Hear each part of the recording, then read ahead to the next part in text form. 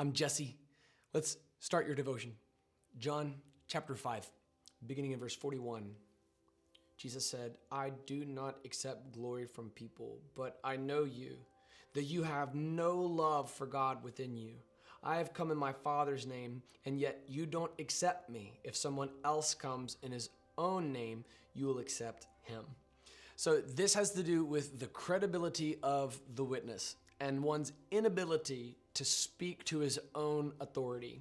As we saw in the very opening of the Gospel of John, Jesus is the Logos, that primordial logic personified. If anybody had the ability to speak with his own authority, to his own credit, it was Jesus, because he's the Logos through whom everything in the universe was made anyway. He is the very Word of God personified, but he comes with the most impressive credentials that there are, an endorsement from God the Father. And he's calling out the hypocrisy of his critics, where any other person, any human being who doesn't have that kind of credential could come up and say, hey, I'm an authority. And they would say, well, welcome, Rabbi, sit down and teach. Whereas Jesus comes with full credentials from the Father, and they're skeptical of him. This is profound because the only person who actually has the ability to do that is Jesus, and he's foregoing that, right? He's actually showing the credentials that he has from God the Father. Remember, Nicodemus is hearing all of this. He's watching all of this take place. Jesus would sit down and teach with authority. Traditionally, rabbis would sit and the whole audience would stand, and that rabbi would be very good at citing his sources. Today, in our context, we call this footnotes, right? When you write a paper for school, and you've got to do it in the Turabian format or the MLA format, Chicago Manual style format.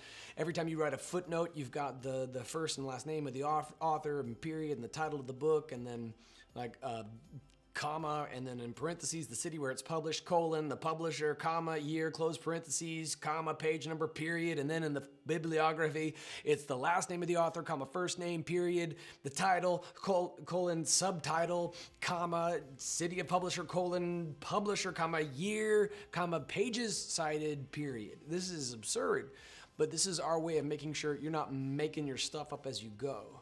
Jesus has full authority to just speak. He is the Logos. As he talks, literally, words are added to the Bible. Words are fulfilled in the Bible. He is the Word. He fulfills the Word.